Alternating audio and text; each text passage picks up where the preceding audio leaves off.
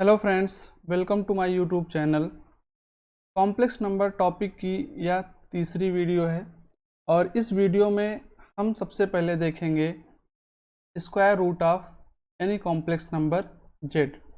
तो अगर z हमारे पास कोई कॉम्प्लेक्स नंबर है, let's z is equal a plus i b, तो इसका square root means square root of a plus i B.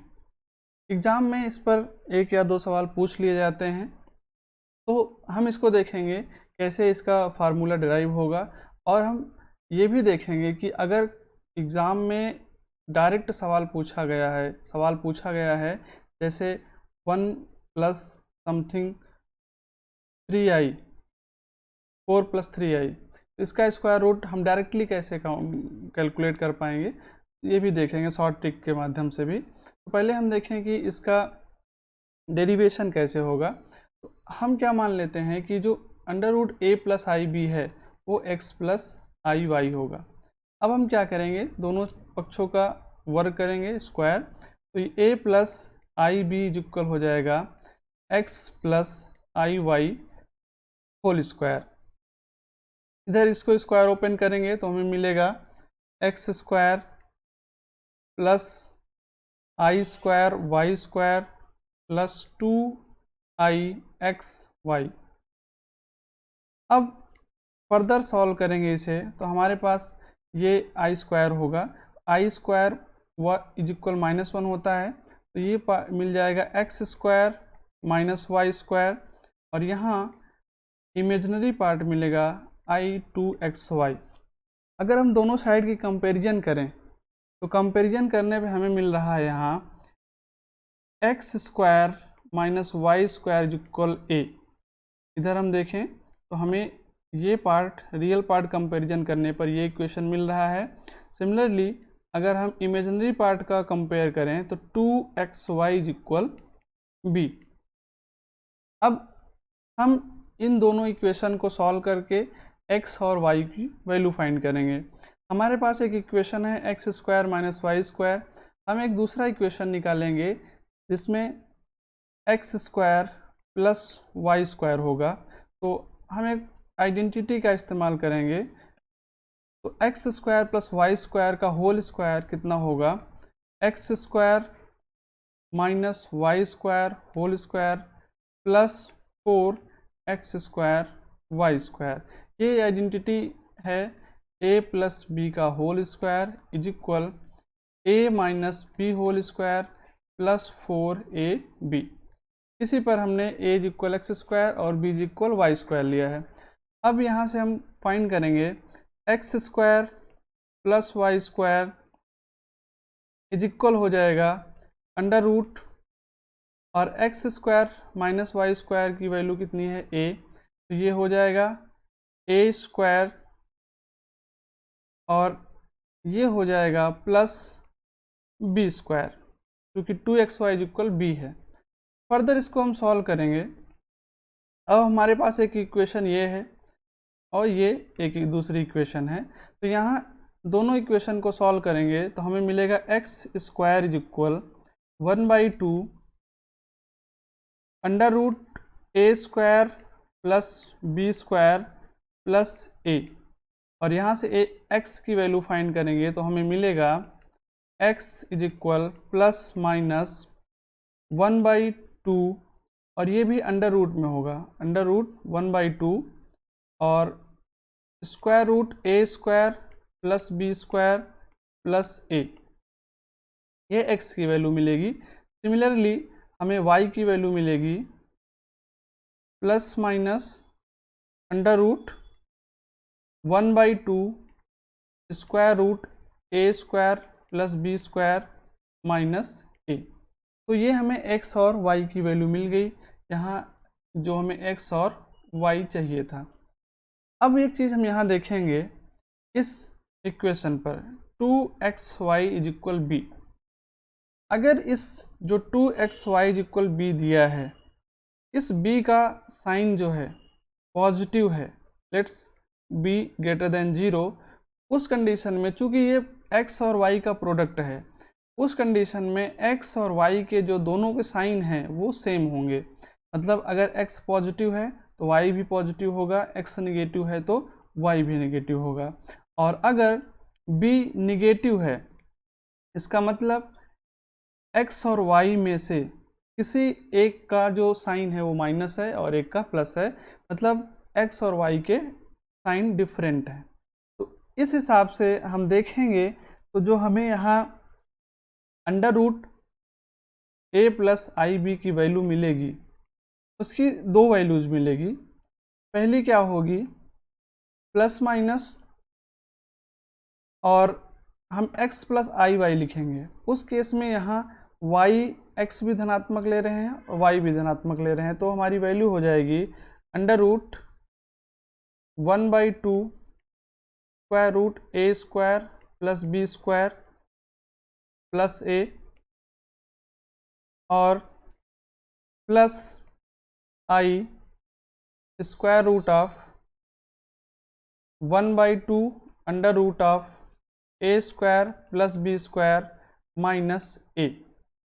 ये उस केस में है जहां हमारा इमेजिनरी पार्ट पॉजिटिव है b, और यही अगर इमेजिनरी पार्ट निगेटिव हो जाए तो इसी फार्मूले में हमें यहाँ माइनस हो जाएगा। तो ये कितना हो जाएगा, अगर b लेस देन 0 है तब, तो ये हो जाएगा plus minus under root of 1/2 square root a square plus b square plus a, और यहाँ माइनस हो जाएगा minus square root of 1/2 under root a square plus b square minus a। अब यहाँ हम देखें अगर, तो जो under root a square plus b square है, ये जो हमारी कॉम्प्लेक्स नंबर हमने ली थी z, उसका मॉडुलस है। अगर z is equal a plus i b है तो मॉडुलस ऑफ z कितना होगा, under root of a square plus b square. तो इसी फार्मूले को अगर हम समराइज करें तो जो square root of a plus i b या square root of z in general क्या होगा, plus minus under root of 1/2, और ये मॉडुलस ऑफ z है, मॉडुलस ऑफ z, और ये कितना है a is the real part of z, तो रियल ऑफ z, और plus i under root 1/2 modulus of z minus real of z। और ये तब होगा जब रियल इमेजिनरी पार्ट क्या है, पॉजिटिव है, और इसी में माइनस लग जाएगा कब, जब इमेजिनरी पार्ट निगेटिव है। तो हम इस पर एक दो सवाल करके देखेंगे। ये प्रोसीजर थोड़ा लेंदी है, बट जब हम क्वेश्चन करते हैं तो वो क्वेश्चन काफ़ी इजीली हो जाएंगे। इसी फार्मूले को थोड़ा सा ध्यान से देखना होगा। तो एक सवाल जो एग्ज़ाम में आया है, LT ग्रेड एग्ज़ाम में 2018 में आया है, उसको हम सॉल्व करते हैं और देखेंगे कि क्या आंसर आता है। तो हमारा जो क्वेश्चन था, इस 3 - 4i का स्क्वायर रूट की वैल्यू फाइंड करनी थी, और हमें 4 ऑप्शंस दिए थे। ऑप्शन ए था 2 + i, और बी ऑप्शन था 1 + i, सी 1 - i, और डी 2 - i। अब हम यहाँ देखेंगे कि z हमारा क्या है। z है 3 - 4i। रियल पार्ट कितना है, 3। इमेजिनरी पार्ट कितना है, -4, जो कि क्या है, निगेटिव है। तो हम जो स्क्वायर रूट का फार्मूला इस्तेमाल करेंगे वो यहाँ नेगेटिव वाला इस्तेमाल करेंगे। तो हमें कैलकुलेट क्या करना है, सबसे पहले हम देखेंगे 3 - 4i square root is equal, हमको पहले इसका मॉडुलस कैलकुलेट कर लेना है इस जेड का। तो इसका जेड का मॉडुलस कैलकुलेट करेंगे तो वो हमें कितना मिलेगा, 5 मिलेगा। Modulus of z is equal under root 3 square plus 4 square 5 हो जाएगा। तो यहाँ प्लस माइनस लगाएंगे और अंडर रूट लगाएंगे, और इसमें मॉडुलस ऑफ जेड की वैल्यू, यहाँ भी एक अंडर रूट लगाएंगे, इसको साथ में करते जाएंगे, शॉर्ट ट्रिक से करेंगे। 1/2 1/2, यहाँ क्या करेंगे, मॉडुलस लिखेंगे, modulus of Z plus real part को ऐड कर देंगे, और यहाँ मॉडुलस ऑफ जेड की वैल्यू लिख के रियल पार्ट को घटा देंगे, और यहाँ आई लगा रहेगा। अब इस साइन की बात आती है, यहाँ अगर यहाँ b पॉजिटिव है तो यहाँ पॉजिटिव आएगा, b निगेटिव है तो ये निगेटिव आएगा। तो यहाँ हम देख रहे हैं b क्या है, निगेटिव है, तो यहाँ निगेटिव लग जाएगा। अब इसको हल करेंगे तो हमारे पास मिलेगा ये 8/2 4 होगा, और अंडर रूट 4 कितना होता है, 2 होगा। तो प्लस माइनस 2 माइनस, और यहाँ कितना वैल्यू आएगा, 5 - 3 2, और डिवाइडेड बाई 2 1 होगा। तो यहाँ केवल आई बचेगा। अब हम ऑप्शन में देखेंगे कौन सी वैल्यू, चूँकि यहाँ दो वैल्यू मिल रही है, अगर प्लस लोगे तो हमें 2 - i मिलेगा, और माइनस लोगे तो -2 + i मिलेगा। देखते हैं कौन सा वैल्यू ऑप्शन में दिया हुआ है। तो हमारे पास 2 - i दिया हुआ है, ये ऑप्शन नंबर डी में। तो इसी तरीके के सवाल आते हैं, एक और क्वेश्चन लेके इसको क्लियर करेंगे। नेक्स्ट क्वेश्चन है इसमें, अंडर रूट ऑफ 5 + 12i। अब यहाँ z देखेंगे तो z कितना है, 5 + 12i। रियल पार्ट कितना है, रियल ऑफ z 5 है, और इमेजिनरी ऑफ z कितना है, 12 है, जो कि पॉजिटिव वैल्यू है। तो पहला काम क्या करेंगे, इस z का मॉडुलस फाइंड करेंगे। तो मॉडुलस ऑफ z हो जाएगा under root of 5² + 12² 169, that is 13। अब इसका स्क्वायर रूट फाइंड करेंगे। स्क्वायर रूट फाइंड करने के लिए हमने देखा यहाँ प्लस माइनस लगाएंगे, और फिर square root 1/2, modulus of z की वैल्यू लिखेंगे 13, और उसमें क्या करेंगे, रियल ऑफ जेड को ऐड करेंगे +5।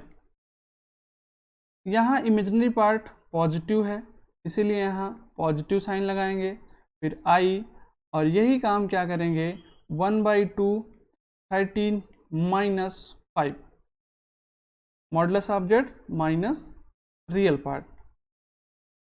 इसको हल करेंगे हम, प्लस माइनस ये होगा 18/2 9, और स्क्वायर रूट ऑफ 9 कितना होगा, स्क्वायर रूट ऑफ 9 + i, और यहाँ होगा 13 - 5 8, 8/2 4, स्क्वायर रूट ऑफ 4। इसको सॉल्व करेंगे तो हमें मिल जाएगा 3 + 2i। तो ये दो वैल्यूज हैं जो स्क्वायर रूट ऑफ 5 + 12i हैं।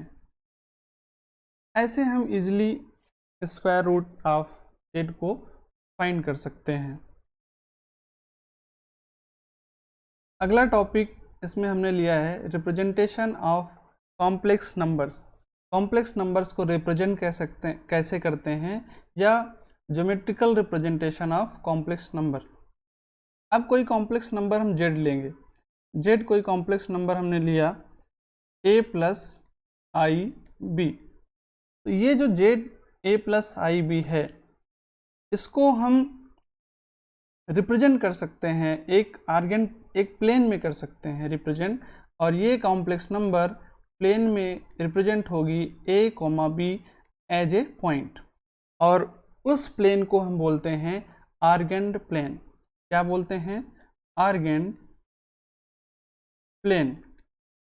अब हम देखते हैं कैसे रिप्रेजेंट होती है। तो हम यहाँ एक प्लेन लेंगे, और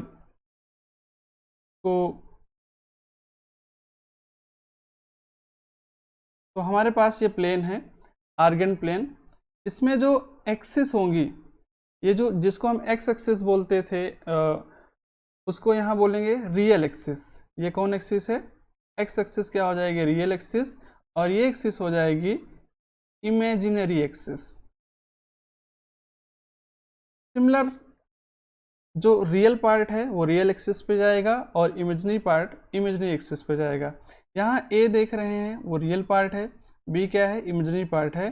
कोई भी पॉइंट ए कॉमा बी, अगर हम कोई पॉइंट लें यहाँ ए कॉमा बी, तो ये रिप्रेजेंट करेगा किसको, एक कॉम्प्लेक्स नंबर को इन ए आर्गेन प्लेन। तो ये अगर इस पॉइंट को यहाँ तक डिस्टेंस कितनी हो जाएगी, ये हो जाएगी ए, और ये डिस्टेंस कितनी हो जाएगी, अगर इसको बढ़ाएं तो ये हो जाएगी डिस्टेंस बी। और इस पॉइंट को ओरिजिन से मिलाएं अगर, तो ये पॉइंट कितना होगा, अगर हम कैलकुलेट करें तो ये ए है, ये बी है, ये ए है, और ये पॉइंट हो जाएगा, अगर इसको पॉइंट पी लें और ओ पी इज इक्वल हो जाएगा under root of a square plus b square, जो कि कॉम्प्लेक्स नंबर का क्या है, मॉडुलस। तो ओ पी डिस्टेंस जो होगी वो मॉडुलस ऑफ जेड होगी। ये पॉइंट हमारा क्या होगा, मॉडुलस ऑफ जेड। अब इसमें हमने देखा था पिछली वीडियो में कि जो कॉम्प्लेक्स कंजुगेट होता है उसकी पोजीशन क्या होगी इस आर्गेन प्लेन में। जो कॉम्प्लेक्स कंजुगेट होता है वो इस जेड का कितना होगा, ए माइनस आई बी, और इसको अगर पॉइंट में कन्वर्ट करें तो ये ए कॉमा माइनस बी होगा। तो अगर इस पॉइंट को इस आर्गेन प्लेन में रखें तो ये यहाँ कहीं आएगा, ए पॉजिटिव है और बी निगेटिव है। तो ये पॉइंट क्या है, इसी पॉइंट पी का इमेज है, इसके रिस्पेक्ट में, रियल एक्सिस के रिस्पेक्ट में।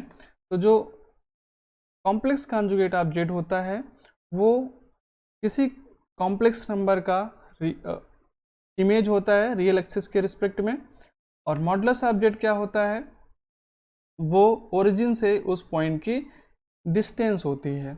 और ये भी अगर हम कैलकुलेट करें वो भी क्या मिलेगा, ये modulus of square root complex conjugate of z. और हमने कल देखा था एक प्रॉपर्टी कि जेड का मॉडुलस और कॉम्प्लेक्स कंजुगेट ऑफ जेड का मॉडुलस सेम होता है। तो ये हमारा रिप्रेजेंटेशन है किसी कॉम्प्लेक्स नंबर का आर्गेन प्लेन में। नेक्स्ट टॉपिक है इसी में पोलर रिप्रेजेंटेशन। कैसे हम इस polar form of complex number, अभी हमने पढ़ा जो z इज इक्वल ए प्लस आई बी था, उसको हमने आर्गेन प्लेन में देखा। आर्गेन प्लेन या गॉसियन प्लेन भी कहते हैं उसे, कॉम्प्लेक्स प्लेन भी कहते हैं। तो अब इसी को जो हमने अभी तक यहाँ देखा, इसको हम एक प्लेन फॉर्म कर लेते हैं।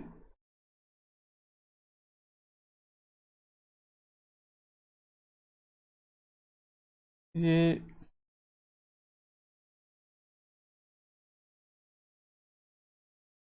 तो हमने यहाँ एक प्लेन लिया है जो आर्गेन प्लेन है। इसमें कोई कॉम्प्लेक्स नंबर p, जो हम x प्लस आई वाई लेते हैं, x प्लस आई वाई। तो p इज इक्वल हमने क्या लिया है, x प्लस आई वाई। ये पॉइंट p क्या होगा, x कॉमा वाई। अब इसको अगर हम देखें तो ये डिस्टेंस क्या होगी, जिसको अभी तक हमने देखा है under root of x square plus y square, या यहाँ ये डिस्टेंस हम ले लेते हैं, ये डिस्टेंस कितनी है, लेट्स सी r। ये एंगल थीटा है और ये डिस्टेंस कितनी होगी, x, और ये डिस्टेंस होगी y। अब इसको हम देखेंगे, अगर यहाँ से x की वैल्यू फाइंड करना चाहें तो जो x की वैल्यू होगी ट्रायंगल से फाइंड करेंगे तो x इज इक्वल हमें मिलेगा r cos थीटा, और सिमिलरली y इज इक्वल मिलेगा r sin theta.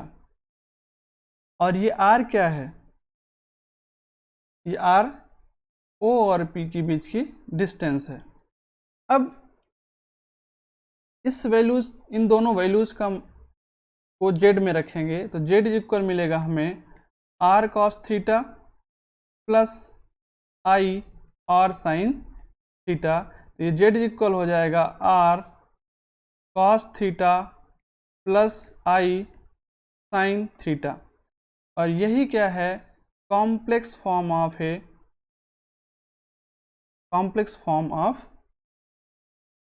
A complex number, polar form of a complex number. अब यहाँ r और थीटा हमें पता होना चाहिए। r को कैसे फाइंड करेंगे, अगर इन दोनों इक्वेशन को स्क्वायर करें एक्स स्क्वायर और ऐड करें तो ये हो जाएगा आर स्क्वायर और cos square theta plus sine square theta. तो आर स्क्वायर कितना हो जाएगा, x square plus y square, और अगर आर की वैल्यू फाइंड करें तो under root of x square plus y square, और under root of x square plus y square किसी कॉम्प्लेक्स नंबर जेड के लिए क्या होगा, इसका मॉडुलस। तो जो आर की वैल्यू है वो क्या मिली, मॉडुलस ऑफ जेड। तो ये डिस्टेंस मॉडुलस ऑफ जेड, और थीटा फाइंड करने के लिए हम इन दोनों को क्या करेंगे, डिवाइड कर देंगे। तो हम डिवाइड करके देखते हैं, r sine theta by r cos theta is equal y by x. Cancel out करेंगे, टेन थीटा होगा is equal y by x. तो यहाँ से हमें थीटा मिलेगा, theta is equal tan inverse y by x. और यही थीटा, इस थीटा को हम बोलते हैं argument of z, argument of z, किसी कॉम्प्लेक्स नंबर का आर्गुमेंट ऑफ जेड। अब ये रिप्रेजेंटेशन हमारा z is equal are cos theta plus i sine theta क्या कहलाता है, पोलर फॉर्म। इसमें थोड़ा हम आगे चलेंगे और इसको थोड़ा सा और भी कन्वर्ट करने की कोशिश करेंगे। हमारे पास एक वैल्यू है इस cos theta plus i sine theta की, आयलर फार्मूला जिसे बोलते हैं। ये cos theta plus i sine theta क्या होता है, ई टू पावर आई थीटा। इस फार्मूला को क्या बोलते हैं, आयलर फार्मूला, आयलर फार्मूला। अब अगर इसकी वैल्यू इस जेड में पुट करें तो जेड कितना हो जाएगा, r e to power i theta. ये बहुत इम्पॉर्टेंट फॉर्म है जेड का, किस फॉर्म में, पोलर फॉर्म में। तो पोलर फॉर्म में हम ऐसा भी रिप्रेजेंट कर सकते हैं या ऑयलर फॉर्म कह सकते हैं, ऑयलर फॉर्म में भी है, पोलर या ऑयलर फॉर्म में। अब इस पे हम देखेंगे ये इम्पॉर्टेंट क्यों है, इसकी कुछ प्रॉपर्टीज है। अब अगर हमारे पास दो कॉम्प्लेक्स नंबर हैं इसी फॉर्म में, Z1 जिसका R1 into e to power i theta 1 है, और दूसरी Z2 is equal R2 e to power i theta 2 है। अब इन दोनों को मल्टीप्लाई करेंगे। अगर मल्टीप्लाई करना चाहें दोनों कॉम्प्लेक्स नंबर को, Z1 इंटू Z2, तो हमारे पास R1 e to power i theta 1 into R2 e to power i theta 2 होगा। और फर्दर मल्टीप्लिकेशन करने पर ये R1 R2 और इधर क्या हो जाएगा, e to power i theta 1 plus theta 2, क्योंकि मल्टीप्लाई कर रहे हैं तो पावर आपस में क्या होगी, ऐड हो जाएगी। और इसको देखें तो Z1 इंटू Z2 कितना है, अगर इसको इस फॉर्म में लिखना चाहें जो हमारे पास cos theta plus i sine theta में लिखना चाहें तो ये हो जाएगा R1 R2 cos theta 1 plus theta 2 plus i sine theta 1 plus theta 2। अब इसी पे क्वेश्चन भी बनते हैं, कैसे क्वेश्चन बनते हैं ये हम देखेंगे। उसके पहले ये देखेंगे इस जो ये मल्टीप्लिकेशन है, उस मल्टीप्लिकेशन को हम कितने भी टर्म का मल्टीप्लिकेशन करेंगे उसमें क्या होगा, थीटा ऐड होता चला जाएगा। जैसे अगर हम थ्री टर्म का करना चाहें तो मान लीजिए Z1 Z2 Z3, तो यहाँ क्या हो जाएगा R1 R2 R3, और ये हो जाएगा cos θ1 θ2 प्लस θ3। ऐसे nth टर्म का मल्टीप्लिकेशन, अगर n कॉम्प्लेक्स नंबर्स हैं तो उनका मल्टीप्लिकेशन हम इस फॉर्म में कन्वर्ट करके मल्टीप्लिकेशन करेंगे तो हमें वापस ये इसी फॉर्म में मिलेगा, I sin θ1 प्लस θ2 प्लस θ3। इसी तरह अगर डिवाइड कर रहे हैं तो क्या होगा, यही प्रॉपर्टी हम देख रहे हैं। अगर हमारे पास कॉम्प्लेक्स नंबर Z1 और Z2 है, उनको डिवाइड करना चाहें तो क्या होगा, उसमें Z1 बाई Z2 अगर लिखें तो यहाँ R1 होगा e⁻I⁻1, R2 e⁻I⁻2। यहाँ R1 बाई R2 होगा और पावर चूँकि डिवीजन में है तो पावर घट जाएंगी, तो e⁻I⁻1 माइनस θ2 हो जाएगा। और यहाँ क्या हो जाएगा, अगर इसको कॉस में कन्वर्ट करेंगे तो cos θ1 माइनस θ2 होगा प्लस I sin θ माइनस θ2 होगा। अब इसी टॉपिक के बेस्ड हम क्वेश्चन लेंगे जो हमारे एग्ज़ाम में भी आया है। हम एक प्रॉब्लम ले रहे हैं जो हमारे LT ग्रेड 2018 पेपर में आया हुआ है। हमने जो प्रॉब्लम लिया है वो LT ग्रेड 2018 पेपर से है और इसमें दिया है if z cos theta pi by 2 power n plus I sine cos pi by 2 power n not theta plus I sine pi by 2 power n, then हमको फाइंड करना है limit n tend to infinity Z1 Z2 Z3, ये product है इस जो Zn दिया है, इसको Zn लिखेंगे। तो हमको पहले प्रोडक्ट फाइंड करना है और फिर उसकी limit n tend to infinity लेना है। अभी हमने जो प्रीवियस टॉपिक पढ़ा सेम उसी टॉपिक पे उसी टॉपिक का यूज करके हम यहाँ इस प्रॉब्लम को सॉल्व करेंगे।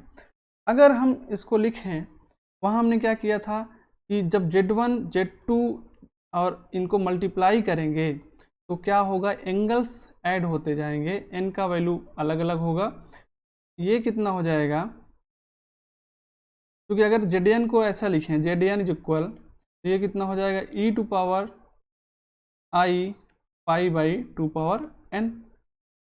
मल्टीप्लाई करेंगे तो हमारे पास क्या मिल जाएगा, इसको ऐसा करें Z1 Z2 up to Zn करें तो हमारे पास मिलेगा e⁻I pi by 2 plus pi by 2 square up to so on pi by 2 power n। और इसको अब कॉस के फॉर्म में बदलना चाहें तो चाहे कॉस के फॉर्म में बदल करें, चाहे इसी को ऐसे सॉल्व कर लें, तो हमारे पास ये कितना हो जाएगा e⁻I, और पाई बाई 2 कॉमन ले लीजिए, सब में है, यहाँ 1 बचेगा, यहाँ 1/2 और 1/2 पावर n n-1 होगा। अब इसको हम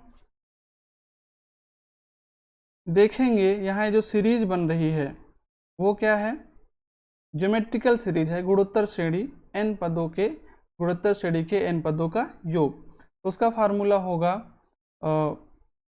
फार्मूला हम जानते हैं a 1 minus r power n by 1 minus r होता है, जहाँ r लेस देन 1, तो r यहाँ क्या है, लेस देन 1 है, a का वैल्यू 1 है, तो ये कितना होगा e⁻I pi by 2 1 minus 1/2 power n by 1 minus 1/2।